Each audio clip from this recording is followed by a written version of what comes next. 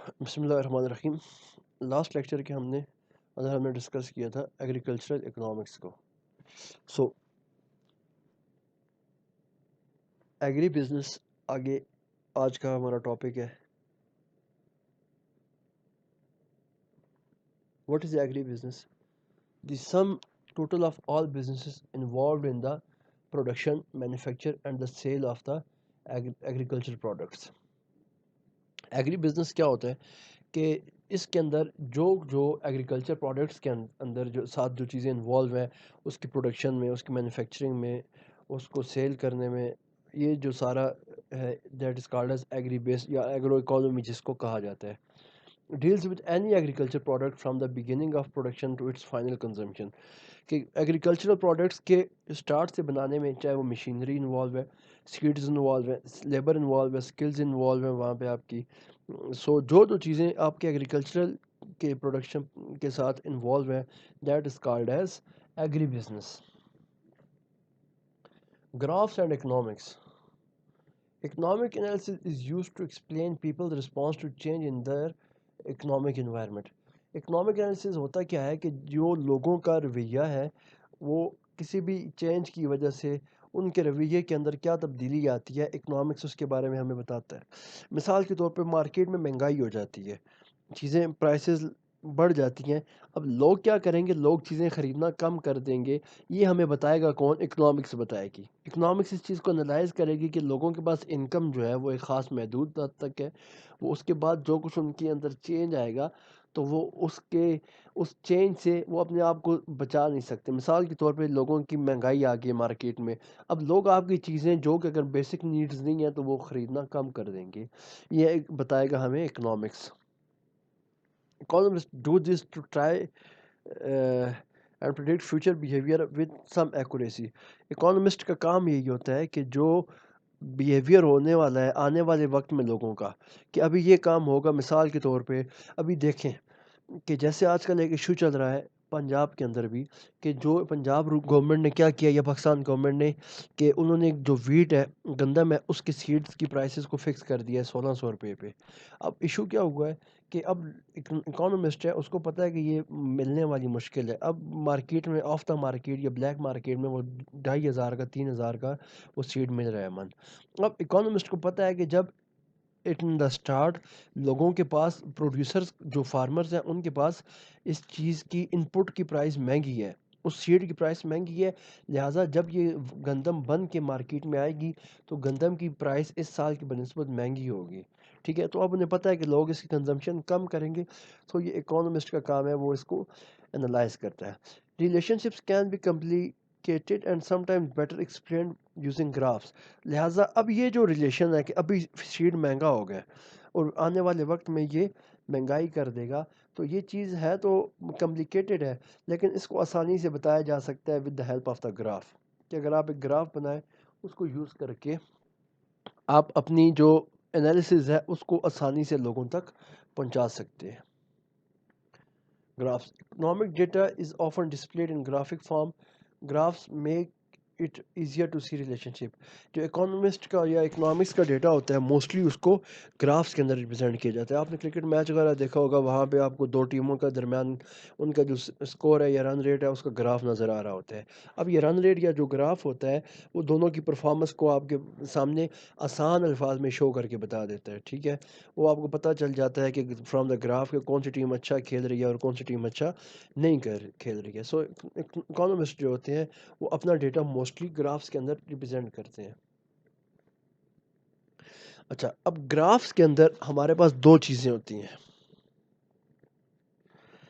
ایک ہوتی ہے ہمارے پاس ڈیپینڈنٹ ویریبل اور ایک ہوتا ہے ہمارے پاس انڈیپینڈنٹ ویریبل.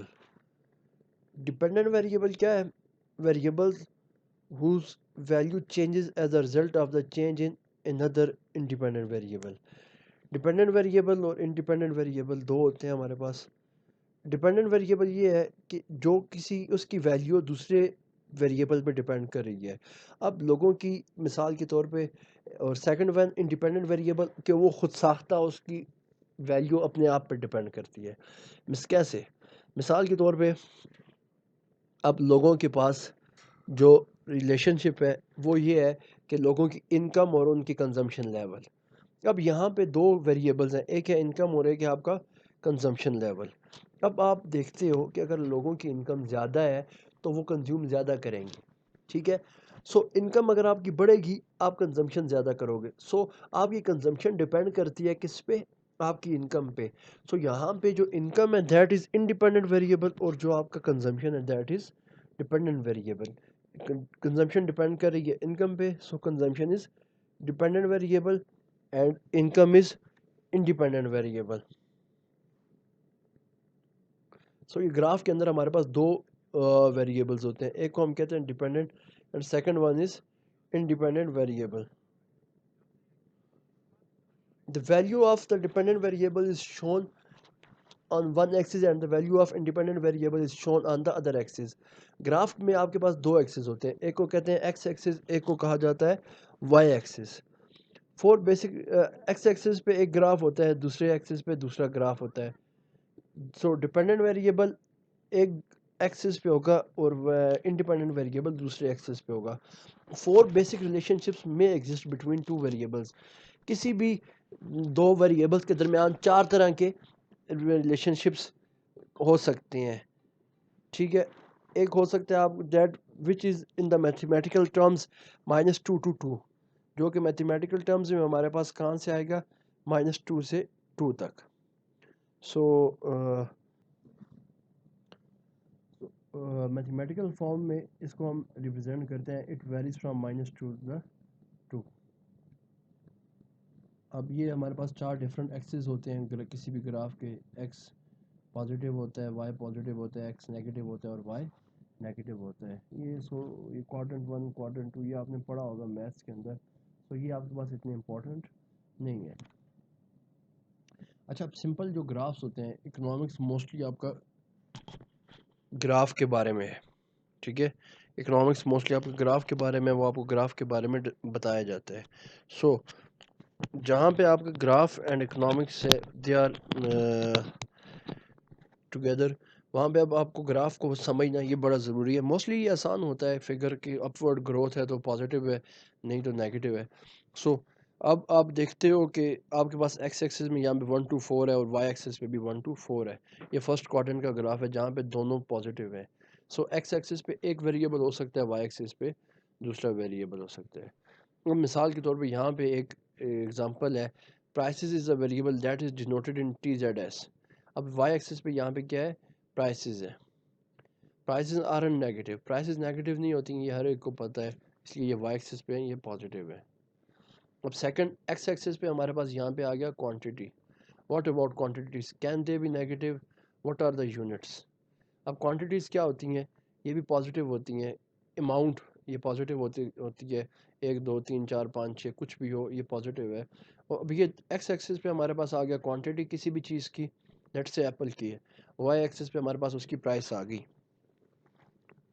سو ان دونوں کا آپس میں یہاں پہ پازیٹیو ریلیشن ہے یا نیگیٹو. اب جب ہم ان کی ڈیمانڈ دیکھتے ہیں، اب جیسے آپ کو پتہ ہے کہ اگر کسی چیز کی پرائس زیادہ ہو، اگر کوئی چیز مہنگی ہو تو اس کی ڈیمانڈ کیا ہوتی ہے؟ کم ہوتی ہے، ٹھیک ہے. اب یہاں پہ دیکھیں اس کا آپس میں انورس ریلیشن ہے. پرائس اگر 4 پہ ہے تو ڈیمانڈ اس کی 1 ہے. پرائس 3 پہ ہے، ڈیمانڈ 2 ہے. پرائس 2 ہے، ڈیمانڈ 1 ہے. پرائس 4 ہے، ڈیمانڈ 0 ہے. سو جتنی کسی چیز کی پرائس اگر زیادہ ہوگی اس کی ڈیمانڈ کم ہوگی. موسٹلی جو پرائسز اور ڈیمانڈ کا آپس میں نیگیٹو ریلیشن ہوتا ہے. سپلائی ایک ہوتی ہے ڈیمانڈ جو کہ کنزیومر کرتا ہے، سیکنڈ ون سپلائی. سپلائی کون کرتا ہے؟ پروڈیوسر. اگر ایک پروڈیوسر کو اس کی پروڈکشن کے اگینسٹ زیادہ مل رہا ہے، پیسے زیادہ مل رہے ہیں، تو وہ اس کو زیادہ سپلائی کرے گا. جتنی اس کی چیزیں مہنگی ہوں گی اتنی وہ مارکیٹ میں اس کو پروفٹ زیادہ ملے گا، وہ مہنگی بیچے گا. تو یہاں پہ کوانٹٹی اور پرائس کا آپس میں کیا ہے؟ پازیٹیو ریلیشن ہے. 2 پہ تھا تو پرائسز بھی 2 تھیں، پرائسز 2 تھی تو کوانٹٹی بھی 2 تھی. پرائسز 3 ہوئی، کوانٹٹی بھی 3 ہوگی. پرائسز 4 ہوئی، کوانٹٹی بھی 4 ہوگی. سو ان کا آپس میں پازیٹیو ریلیشن شپ ہے. سو یہ آپ کو کلیئر ہونا چاہیے کہ جو سپلائی اینڈ ڈیمانڈ ہے، ڈیمانڈ اور پرائسز کا اور کوانٹٹی کا ڈیمانڈ ریلیشن کیونکہ یہ نیگیٹو ہوتا ہے، اور جو اس کا سپلائی ریلیشن ہے یہ پازیٹیو ہوتا ہے.